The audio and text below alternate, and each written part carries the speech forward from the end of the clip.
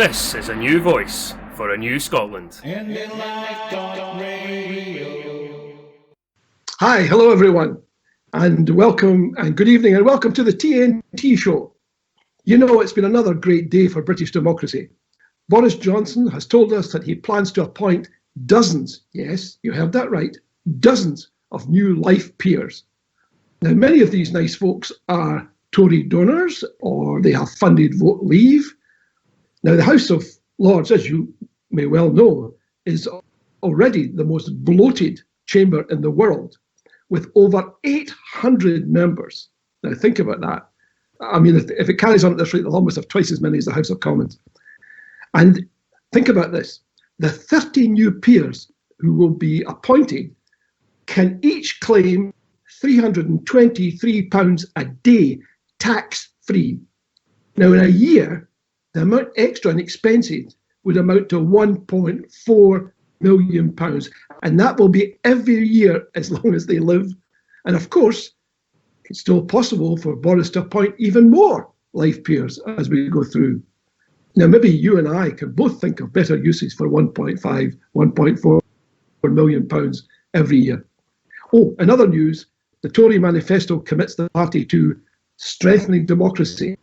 Yeah, sure, strengthening democracy by appointing 30-odd folks who are unelected. That's bound to strengthen democracy. Hey, I'm John Drummond, your host for the next 60 exciting minutes. Thank you for joining us this evening. We have yet another great guest, and I'm really excited that he's able to join us. Stay with us for his amazing story and hear all about the mother tongue and the Scottish world, the story of the Scots diaspora. But first, a few words about TNT. As you know, TNT stands for The Nation Talks, and you are the nation. So this show is as much about you as it is about anyone else. This is your chance to ask the guest, and if you want to ask me questions, you take advantage of it. Go for it, is my recommendation. Up until now, you have never, ever shrunk from the task. You've fired us lots of questions, and we're very grateful for you doing that. We'll try and give you a mention, right? We might not be able to take all the questions, but we'll try and take as many as we possibly can. Okay. Oh, by the way, I have again challenged the BBC to come on the show to explain why Scots ought to trust their coverage. So far, little response. We've had little response, but the offer remains on the table, and we'd love to see somebody from the BBC here. But now to our guest tonight. The Nation talks to Billy Kay. Billy is an award-winning author, renowned for books such as The Mother Tongue I mentioned, and also the Scottish world about the Scots diaspora. If you want to know more about Billy's books, you'll see them shown at the bottom of the screen. You can go to Billy's website, which is www.billykay.scot, and you can engage with Billy. I mean, this is exciting stuff. I mean, how often do you get a chance to be in touch with the author direct? You should take full advantage of this. Billy joins us from Newport. How are you, Billy? How are you coping with the pandemic? Totally scunnered like everybody else who's been falling the past 3 months. But the end is nigh. The end is nigh. So I'm looking forward to getting out and about. Starting in the next few weeks, I think we'll be out and about quite a bit. Well, that's great. I'm looking forward personally to a haircut. Absolutely, me too. I've got an incipient ponytail behind me. Oh no! Oh, mullets, never. Tell us, Billy, about your background, because you're not from Newport. You're from Galston, is that right, in Ayrshire? I'm originally an Ayrshire man. Spent the first 18 years of my life in Galston, or Goston, as it's called locally, Irvine Valley. Galston, Yamills and Darvel, or Goston, Yamills and Dervel in the Scots vernacular. And 1950s, post-war, 1951 I was born, so we were the last of the pre-television generations. And that had an important effect because we very much lived in a Scottish village, a Scottish wee town, rather than a global village. The only outside influence was the pictures. Yeah, you went to the picture house, the Geggy is what it's called, the Goston Geggy, and you saw Elvis's movies with your big sisters and things like that. But most of the time, you were living in a very Scottish environment, Scots-speaking, working class. 90% of the people spoke Scots 90% of the time, and that was the world that you knew. And it was a a very safe, loving environment, and I identify strongly with that place I came from ever since. There must have been some dissonances, though. I mean, what happened when you went to school? Did everyone at school talk Scots? When the teacher wasn't around, everybody spoke the way they did to their mother and father and grandparents. But there was a thing that you knew almost, you knew physically that if you spoke the vernacular once you went to school, that you might be given the belt, given the toz, and the toz was still on the go. The famous Lochgelly strap was still on the go in the 1950s. So you learned to a very early age to switch. And fortunately, I was good at language, always have been, and was able to make the switch. Whereas some of my classmates, I would say, found it harder to make the switch and were punished for that. Were told basically their culture was worthless and the people they came from was worthless and culture in their country was worthless. And some people would say that's an exaggeration, but looking back, I think a lot of people switched off their education because there was nothing of their culture reflected back at them. I mean, I say in the Mother Tongue book that, we get Burns's poetry, one day a year we recite it. Tam O'Shanter, for example, which I learned eventually. I had to recite bits of it for the Burns Prize. One day a year, then you get the belt the other 364 days if you spoke his language. And these are the kind of anomalies and ironies that growing up in Scotland, that people experience. But counter to that, with a very, very positive, my mother and father were natural cultural nationalists, even though politically there was nothing on the go at the time. But my dad brought me up with stories of Burns and Wallace and Bruce, and Galston, for example, was a place that was thrang, poaching with streets from the days of the Wars of Independence. The Bruce was in the Bar Castle in Galston. My granny stayed in a street called Standalane Street, and the legend there is that Wallace's men, hearing that a big English force was coming to try and capture him, run away. He's supposed to have said, I stand alone. Stand alone was where Aunt Kay lived. And there was a place in the River Irvine where I used to go walking and swimming as a wee boy. And there was places there where stories about Wallace catching fish and his fish being stolen by the English soldiers were part of the folklore and the oral tradition. So, although you weren't given a lot of official Scottish history, you got a lot from your background. And my mum went to the library all the time. She read the great classics of literature. And my dad did, although he was a charge hand in Massey Ferguson and Kilmarnock, my mum did wee cleaning jobs here and there. In a way, they both came with me when I eventually went to university and read the books that I was reading. I studied Scottish literature and American literature. After beginning doing a language degree, I switched. And in a way, they came with me. And my dad deliberately tried to read the books that I was reading.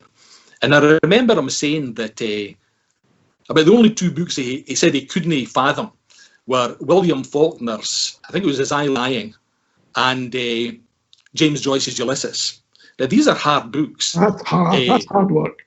Hard work. They're hard work. But my dad tried. And these were the only ones I remember him struggling with. So, although it was a working class ex-mining town, the pits had been closed in the 1920s, but the atmosphere was still, growing up in the 50s and 60s, a lot of Goston men still worked in Mauchline and Sorn when doing the pit. And that was part of the culture too. And another influence, for example, when I was a wee boy, I was handed over the hedge in Loudon Avenue, over the fence to Annie Murray, this wonderful lady who influenced me a lot. And Annie was for a strong Roman Catholic background. And that's another myth I'd love to destroy about this, about sectarianism rife everywhere in the west of Scotland. Scotland's shame.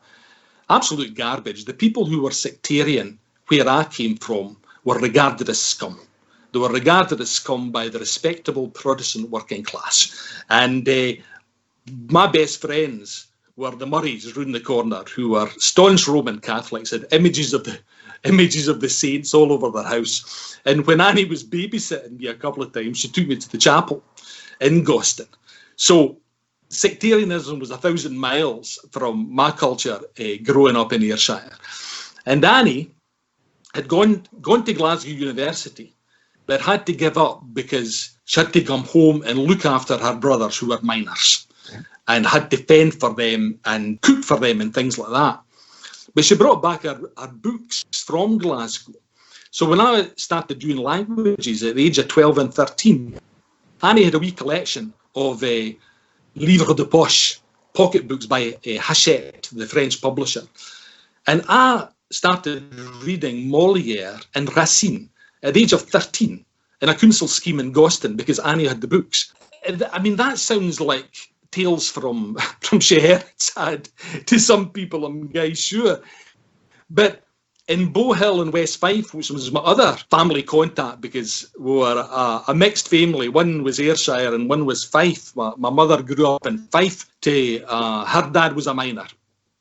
And in Bow Hill, there's a thing called the People's Burns Club, which is still in Bow. It's full of working class intellectuals. And people like Hugh McDermott used to go there every year for the Burns Supper and discuss communist politics, which was very strong in the little Moscows of West Fife, discuss communist politics with working class folk in the schemes in Bow Hill. So it's as if all life was concentrated in these villages at that time. There was nothing narrow and provincial and cut off from the world. Oh, it still was a strongly Scottish environment. And when you talked about reading Molière, did you read it in the original French?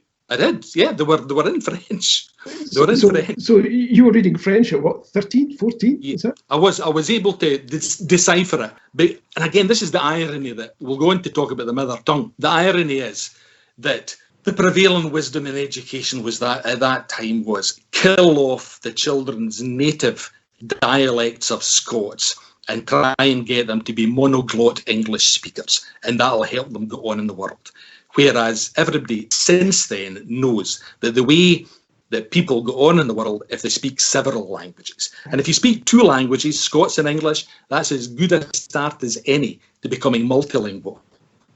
And the reason I found it easy later to speak French and German, and I married my beautiful wife, Maria, as well, and learned Portuguese. I studied higher Russian at Kilmarnock Academy, etc., etc. The reason I was good at these languages was I was brought up bilingual in Scots and English. So there was nothing narrow about that experience whatsoever. I mean, that's really interesting. What do you think that the rationale was for the environment and the atmosphere that you found at school? I mean, what was the logic? What was the rationale to saying to people your culture is inferior?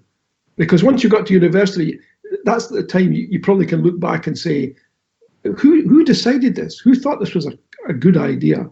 Did you ever establish who that might be or what that might be? Well, it was just a gradual process of Anglicisation that took place mainly from the Union onwards, where first of all the aristocrats and then percolating down the middle classes thought that they had to make it in an English environment to get on.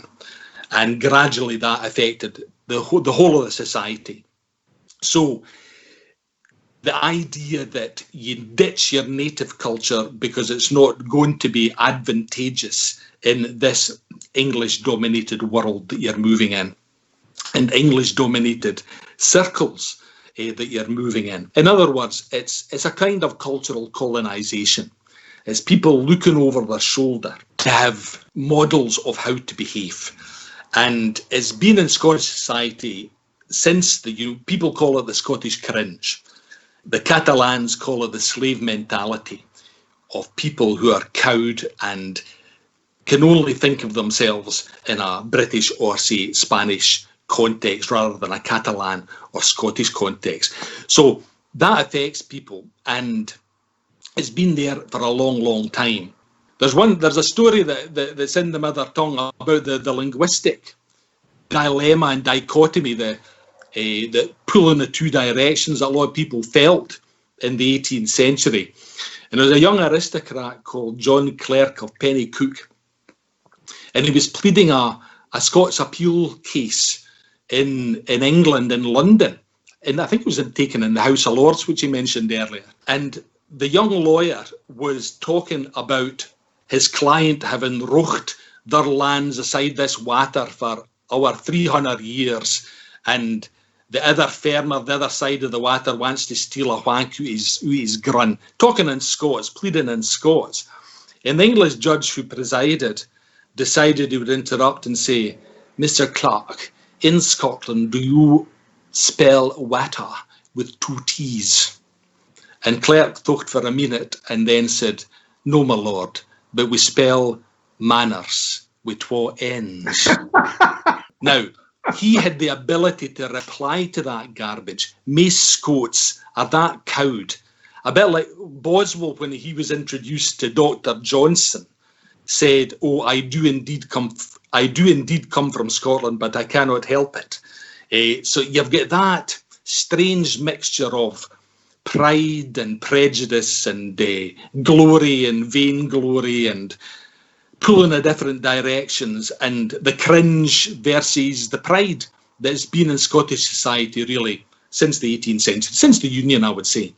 Well, it still exists because I do recall that quite recently when Ruth Davidson had a dinner perhaps with Margaret Thatcher, she started her remarks by saying, well, since we've got Scots here tonight, you need to lock up your silver.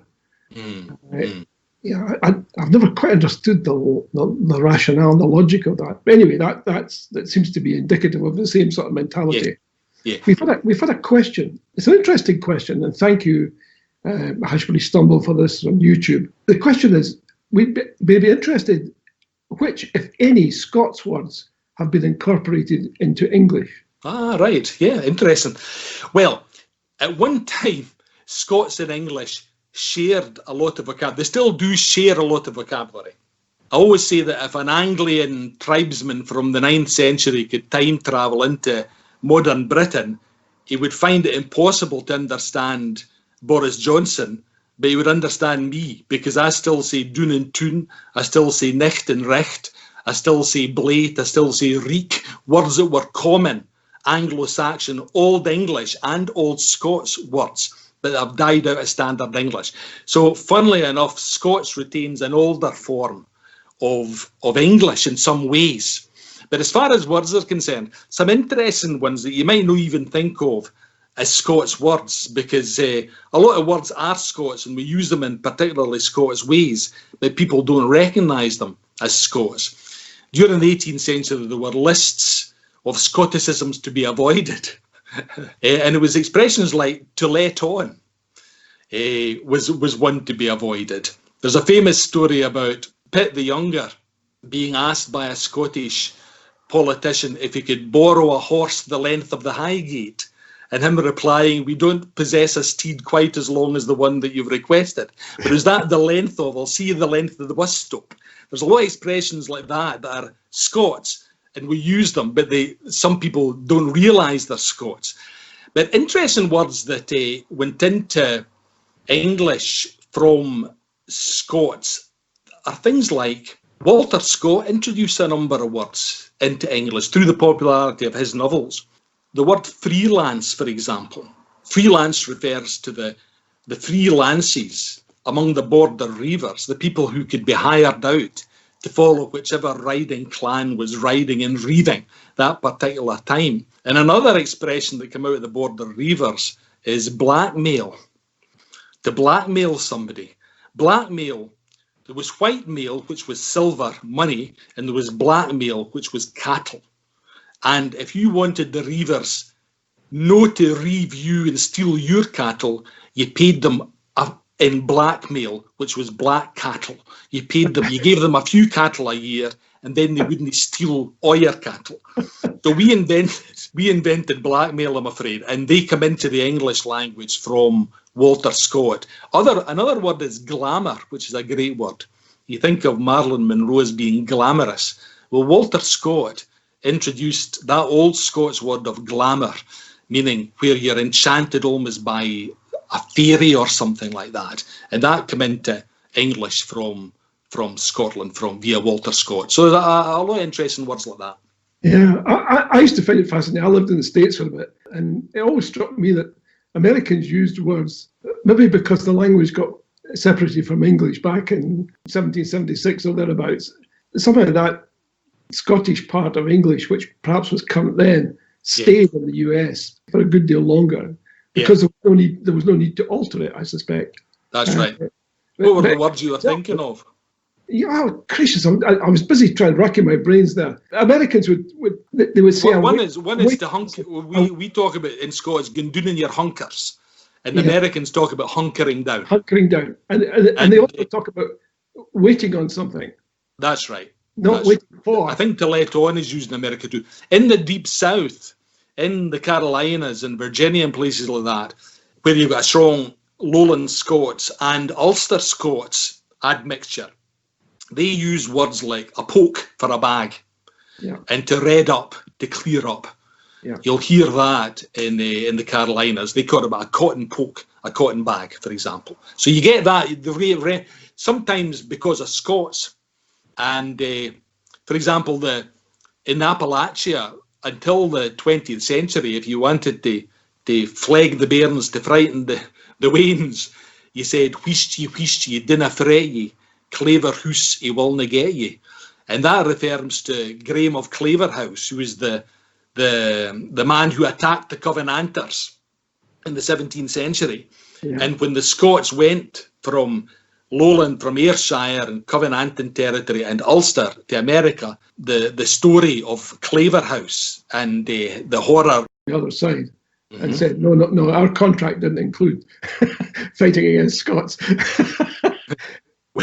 Well, I've not heard that one. There is a kind of myth about this.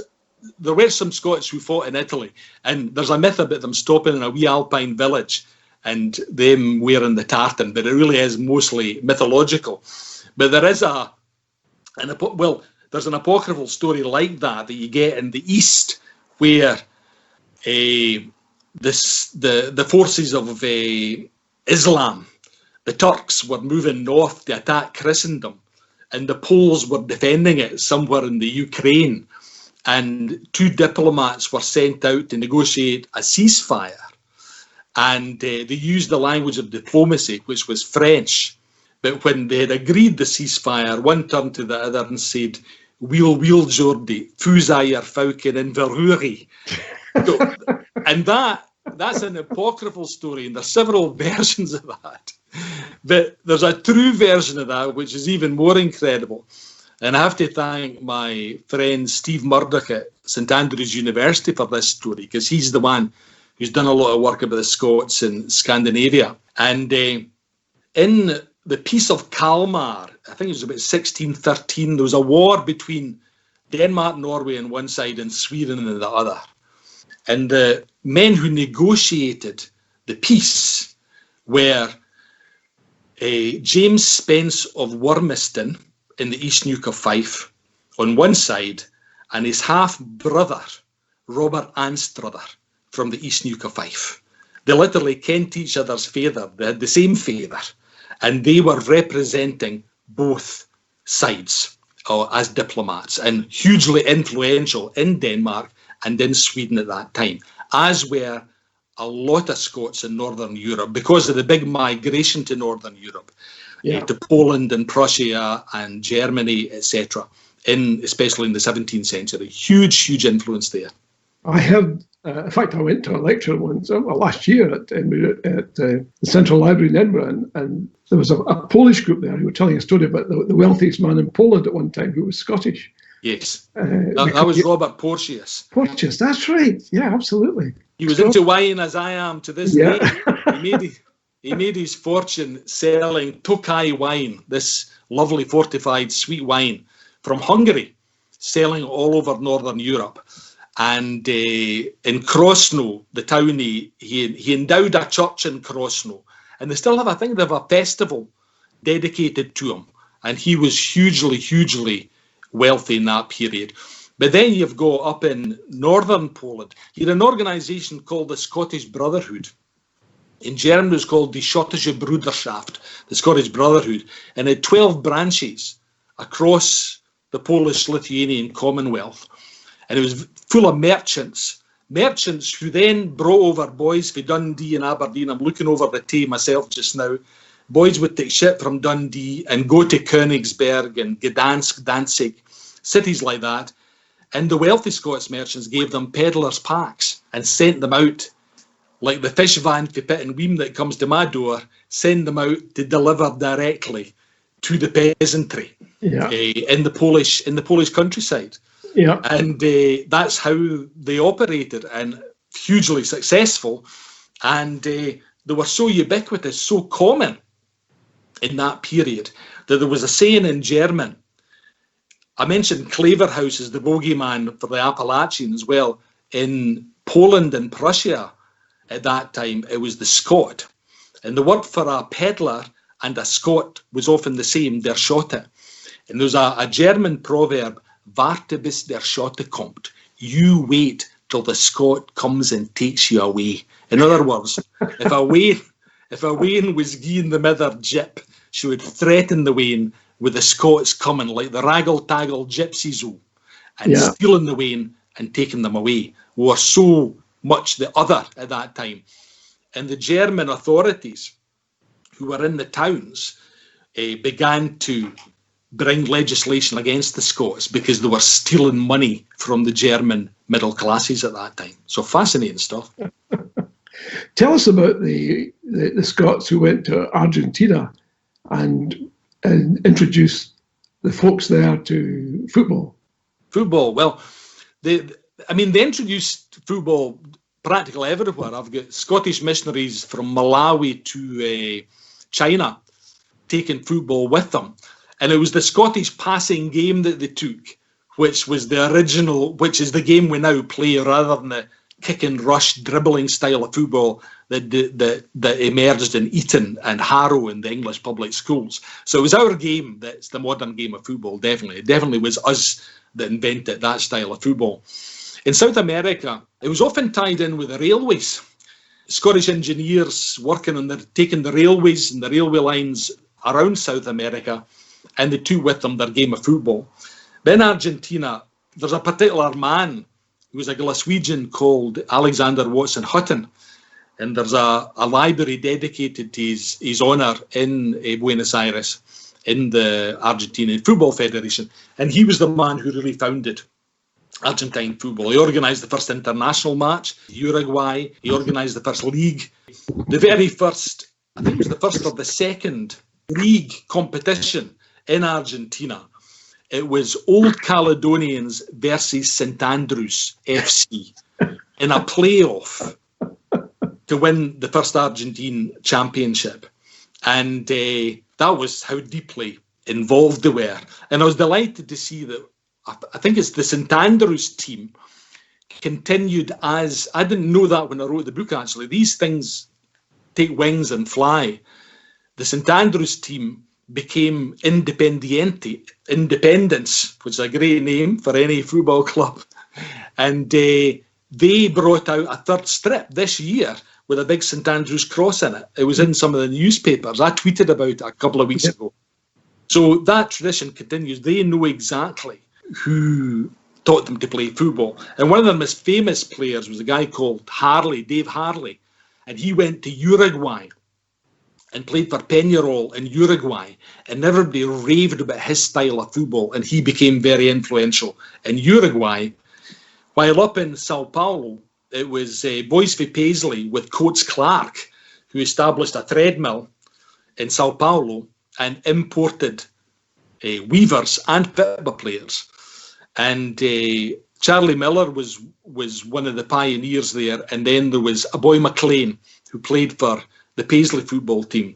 There's a photograph in my book of the Scottish Wanderers, which was the name of the team in Sao Paulo. And they were big influence in developing our style of football in Brazil.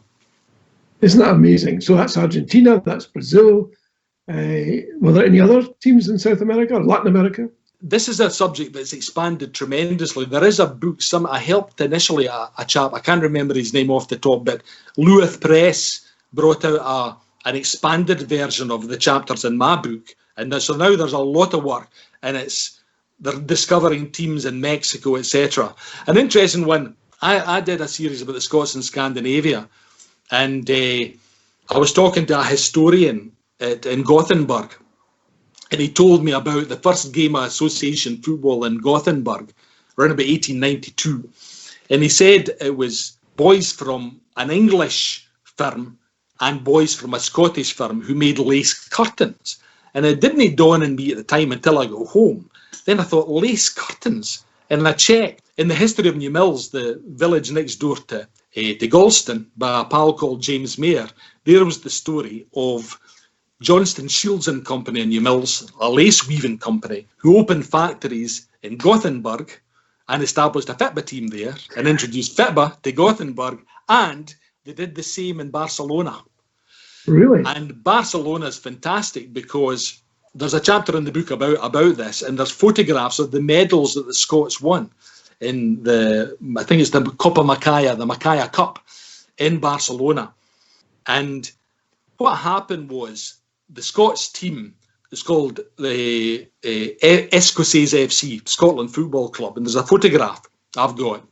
And they established football. And then as football took off in Catalonia, the big teams started poaching the Scots Works team. So in one of the first derbies between Barcelona, FC Barcelona, and I think it was Espanyol, there's 3 boys from New Mills playing in one team and 2 boys from Darvel or Goston playing in the other team, all from this Works team.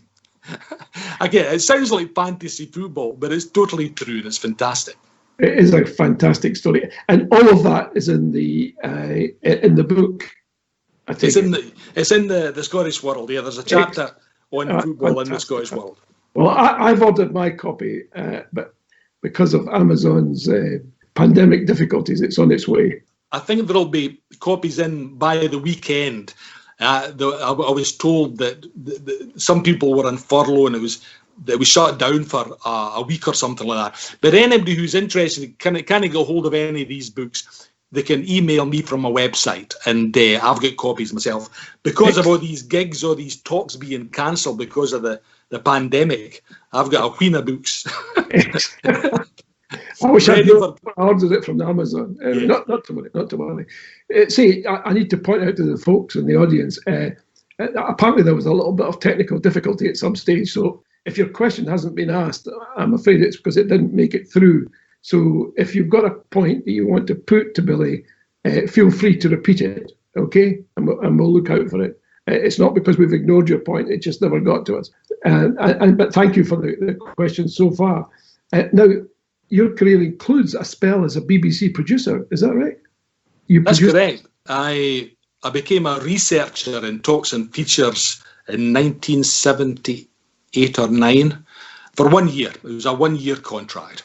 Wee story behind that is that I fancied, because I studied Scottish literature and language at university. I switched from doing a modern language degree, French and German, to doing Scottish literature mainly. It gave me this kind of crusading zeal to tell other working class folk in Scotland what they'd missed out on because they hadn't been educated in their culture. So the thought of trying to get programmes on the BBC appealed to me. So I applied to them, but it was when I applied it must have been the spring, I think, or early summer of 1978. And I had been at the World Cup finals in Germany in 74, and I would later go to Spain and Mexico supporting the boys in blue, the Tartan Army. And in 1978, I decided I would go to Argentina and support Scotland. And the BBC offered me the job, and I turned it down because I decided I would go to Argentina instead. Thank God, sense prevailed, and I didn't go to Argentina because the thought of being one of Ali's sad bees in Argentina, looking back, I made the right decision. So I worked for the BBC for a year as a researcher, and that gave me the skills in recording audio that eventually I proposed a working class history series called Odyssey. And that was recording working class folk for the background I came from, because I realised that there's a huge gap in Scottish broadcasting, and I wanted to fill it with the characters that I'd grown up with. One early one I recorded was my dad worked in Massey Ferguson in Kilmarnock, and he knew a family who were apart from the one in Massey Ferguson who earned an honest living, the rest of them were all poachers, and that's how they made their living. They went all over Scotland poaching. I'll not say the name just in case they're still in the game. And the police might be after them to this day, because they probably are. So I'll not say their name, but my dad put me in touch with the patriarch of the clan and asked him if he would do an interview about his life poaching. And he said, yeah, by this time he was about 80. So he decided, he'd been in Berlin several times. He decided the police wouldn't come and get him now that he was 80. So I recorded this old lad. And the first thing he wanted down on tape was, I've poached every water in Scotland, son. I, the Queen's water in Balmoral tea. That was his proudest claim. He poached salmon in the water belonging to the Queen in Balmoral. And I gave him the right on salute and loved it. Loved having that kind of radical voice. So that was the kind of thing you get through oral history. Amazing stories like that. And I eventually edited 2 books based on the working class oral history that I did. I can show you one of them, I think. Oh, Odyssey, yeah. Odyssey. So Odyssey, Voices from Scotland's Recent Past. It was 2 books then, Polygon of Edinburgh University. Okay. Reduced it into 1 book. So a lot of the oral history is written down there. Okay, that's great. That's super. They're in the libraries. It's out of print, unfortunately. But just about every library has a copy. That's good. Oh, that's good to know. We've had another question from David McHarg on Facebook, and he's saying, "Hi, Billy. You're going to have to put your economist hat on here, Billy." Oh, my God. A wee bit of one. Do you think that Scotland, as an independent nation, would have survived economically during COVID-19? Absolutely. Absolutely. I have total faith in the Scottish people in every aspect of their life. And even to think a thought like that, to me, is just part of the 300 years of questioning oneself that a lot of Scots have. I'm absolutely convinced that with the advantages that we've got getting into independence compared to most countries getting into independence, we would thrive and we would do extremely well. And I think it's by going away from Scotland that you get it in perspective and you see everything that Scotland's got going for it. I think if you don't leave Scotland and you're used to being browbeaten by the media, by the negativity about the country from a lot of the media, then I think it does affect the way people view their country and their culture. And the sooner we get away from it, the better, because I think within 10 years, the whole thing would be normalised and people would say, why the hell did we not do this generations before? Absolutely. It's interesting because that was a fairly common response when people from Denmark and Scandinavia and Germany, other parts across the continent and elsewhere, when they saw the outcome of the 2014 referendum, so many of them said, why? What the heck are you doing? You know, I mean, you had your chance, the door was open, and you chose to kick it closed. Why? They just didn't understand. I think the propaganda machine against it was enormous, and it will be again. So we have to be ready for that, and I'm looking forward to the fray. I'm up for it. I'm at an age where I could just drop everything and concentrate entirely on it, go everywhere in support of it. And it's the most important thing that we can ever do is the next referendum. But it has to be one we can win, because if we don't win it, it'll disappear for generations. It'll not come back for a few generations. So it's important that we win it this time. And I think it's in place for us to win it. I know a lot of people who would have voted no in 2014, who've turned because of Brexit, a lot of them. They're just so scunnered by being taken out of Europe against their will that they've now, people come up to me and say, I would now vote yes. So I think there's enough people moving in that direction, and it's now over 50%. We have to get up to about 60%. And there's a lot of controversy, I know, about whether we need to have the Section 30, is it Section 30 it's called? Yeah. Called Section 30. Section 30. about whether we need that. It would be great to have that. But if it continues this way, that there's no chance of getting it, to me, we have to get into an election with the SNP saying, right, if you vote for us, we are going to have independence and or a referendum, and nothing can stop us. And if we got a big enough majority for that, nothing could stop that. So they would have an excuse in the past by saying it wasn't on the ballot paper that if you voted for SNP, you're voting for independence. For example, here in North East Fife, some people voted for a great candidate like Stephen Gettins, who unfortunately got put out by the Liberal Democrats. Now, some people who voted for Stephen gave him a personal vote, and they might not have supported Scottish independence. So, but if he had stood, if candidates state that we will negotiate for independence if you vote for us, then that's an honest position, and that's what we should go for in the next Scottish election, for example. Yeah, we've had, this is a slightly different question that's come in from Rosie on Facebook. She says, "Hi Billy," and this time you have to put your European hat on as opposed to your economics hat. "Do you think Scotland will be able to rejoin the EU after independence?" Almost instantly. The goodwill that exists for Scotland now across Europe is phenomenal. I mean, my wife's Portuguese, so I know a big section of Portuguese society now. And Nicola Sturgeon is just about a household name in Portugal now.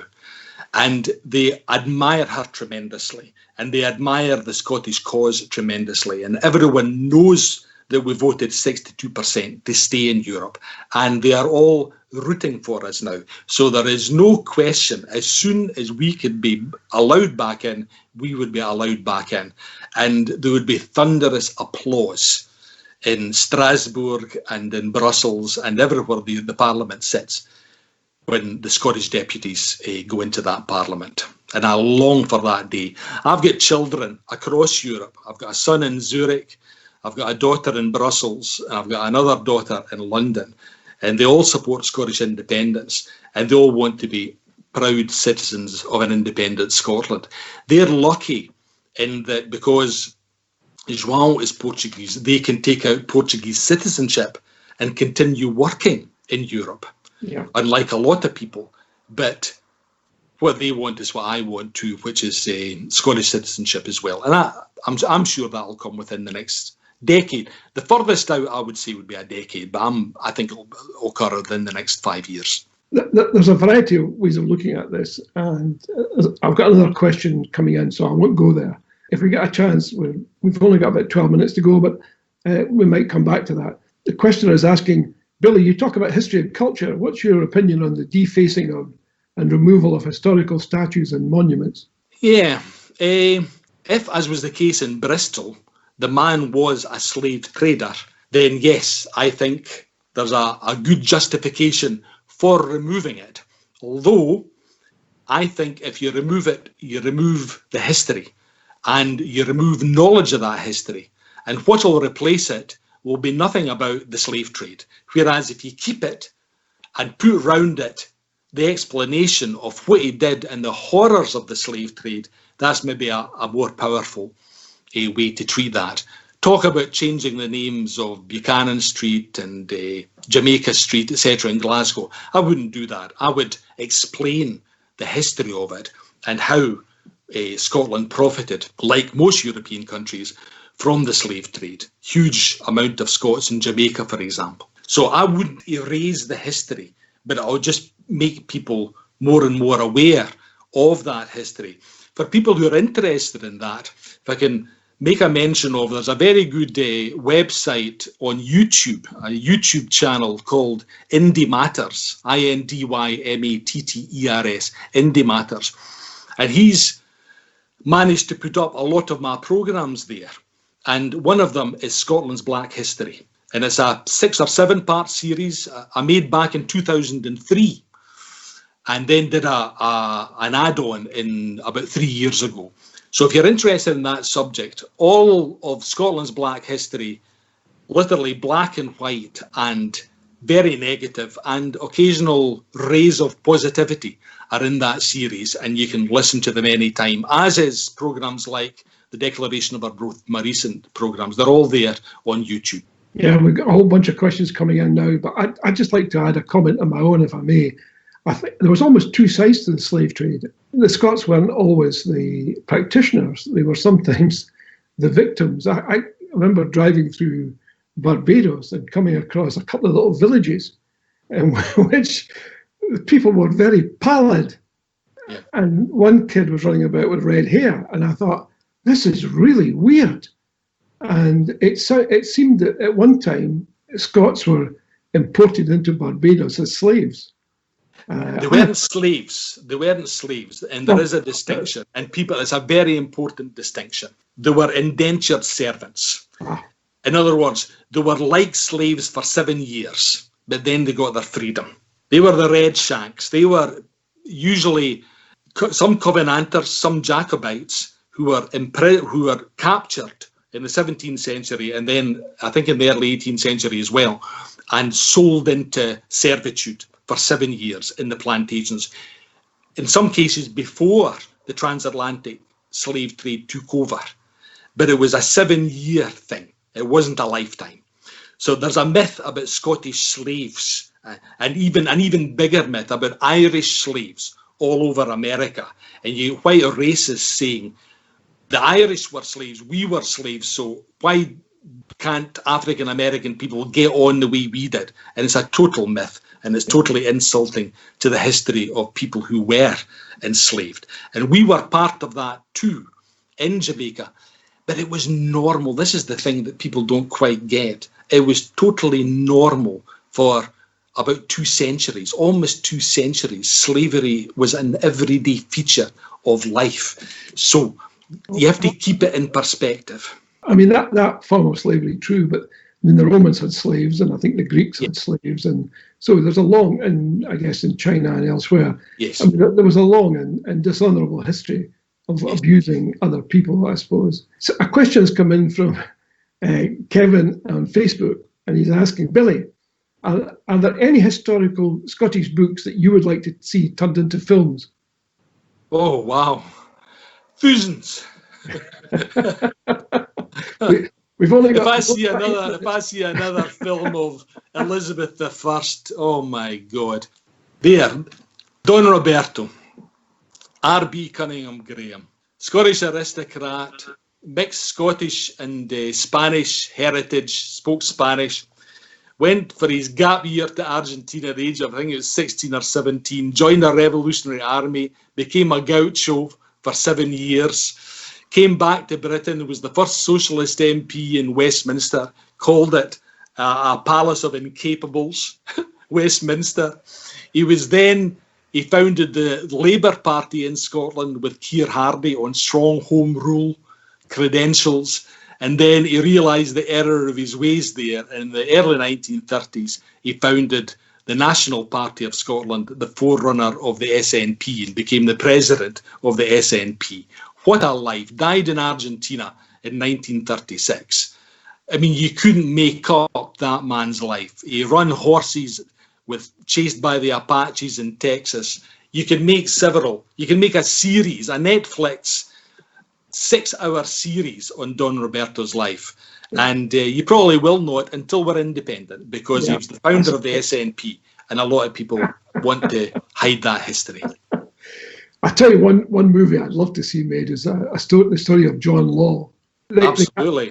The guy who rustled up the whole idea of the Louisiana Purchase. And I quoted him recently, because an interesting story there is that John Law of Lauriston, he convinced the French. He became Contrôleur Général de la France and became the main financier in France in the early 18th century, and convinced them to buy Louisiana and Mississippi. So that's why French is spoken in Louisiana to this day. But another fascinating story is 3,000 miles to the north of Louisiana, you've got Nova Scotia and Cape Breton. And you've got Highland Scots going into Cape Breton. Gaelic is still spoken there. And pushing the French. And eventually, a lot of the French, realising that the British were taking over Canada, did a big folk migration after a couple of generations from Nova Scotia down to Louisiana, where their name, which was Acadien, they're from Acadie, which is the French for Cape Breton. Acadie Acadien becomes Cajun. So Cajun music is a mixture of what they brought from Cape Breton, which was Scottish, which was French, and which was mixed in with the local culture of Louisiana. So there's another amazing. We may have invented Cajun music as well. So there you go. A sort of musical gumbo of this. Absolutely. Gumbo, yeah. I mean, you foresee that independence will come fairly soon. There's an interesting, I developed a little bit of it in the Sunday National last week in the Constitution column, because I wanted to take a look at the other factors which may have a big bearing on the outcome. And we tend to see the independence concept through Scottish eyes quite reasonably. But you could also see it through other eyes. You could see it through end of empire, that sort of focus. Yeah. Empires historically tend to implode. In other words, they fall apart from the inside rather than through outside forces so much. And you can almost see a sort of recipe for that happening as far as Britain's concerned, because you've got the three factors coming along now: the pandemic, you've got Brexit in midwinter. I mean, these two things taken together would overtax the ablest minds, frankly. And in addition to that, we could well have a financial crash similar to 2008, because some of the American banks are deeply indebted on very dodgy loans. So these three whammies, if you like, would likely collapse almost any country if it was extremely well managed. And right now, there isn't a lot of good management around in London. So there might well be two elements running concurrently. A growing pressure inside Scotland, but pressures coming on the UK from mismanagement. Which would be the classic way that empires fall apart in many respects. Yeah, and in some ways we are the last colony, the last one to go. We supposedly joined the Union of Free Will, but of course it wasn't. It was an aristocratic parliament that joined. There was riots in the streets of Edinburgh when it happened. The bells of St Giles played a tune, "Why Am I So Sad on My Wedding Day," on the day that the Union was passed. And that tells the story. So it's time to redress that wrong. One thing I would say to people out there is keep the heat. Keep a calm sough. Don't swear at folk on Twitter. Don't rile them. The people will have to convert. We'll have to convert by convincing them of the justness and the rightness of our cause, not by insulting them. As I say, the people that I've seen turn around are the kind of people who will not be impressed by being insulted and called a no-bag or stuff like that. I can see why people are frustrated at times and want to use language like that, but far better to convince quietly and call out the charlatans by all means. But we have another 6 or 7% of people to switch to get that 60% that we need. So, Cockani, folks, is coming yet for all that. There you are. That's the best advice you can ever get. Cockani, it's coming yet for all that. Thank you very much. A big, big thank you. Well, time's almost up, Billy, and a big thanks to you. Every bookshelf ought to have copies of Billy's books. You can see them down the front here. He's mentioned a couple of others which are available in libraries, and you should also go to Indie Matters and get sight of his programs, which are contained there as well. And as soon as the pandemic is over, rush to your local bookshop as soon as the restrictions are free and get your own copies. Big thank you to Billy, and a big thank you to all of you. I hope you've enjoyed the show. I certainly have. I thought Billy has told us things that I didn't even dream of about our own culture and heritage, our mother tongue, and also about the diaspora. Well, we have a formidable list of guests lined up for future shows, and you should look out for journalist and editor of the Orkney News next week, Fiona Graham. And she joins us, and she'll be telling us about how to set up a local newspaper, which she did from scratch, and so much else besides. Please don't miss it. It'll be absolutely fascinating. It's going to be a very exciting show. And again, look out for the Constitution column in the Sunday National this weekend. It's being written by Elliot Gomer, not me for a change. And very importantly, please support IndyLive and IndyLive Radio. It's terribly, terribly important. People keep telling us we want new voices for a new Scotland. Well, this is it. This is it. It doesn't get £300 million a year, and it doesn't have over 1,000 employees like the BBC in Scotland. It relies so much on you. And if you've enjoyed the TNT show and Billy tonight, that's a terrific vehicle. Go right there and donate to IndyLive. And thanks again, and a very good night. Do join us next Wednesday. And remember, it's a great day for democracy. This is a new voice for a new Scotland. Indylive.radio.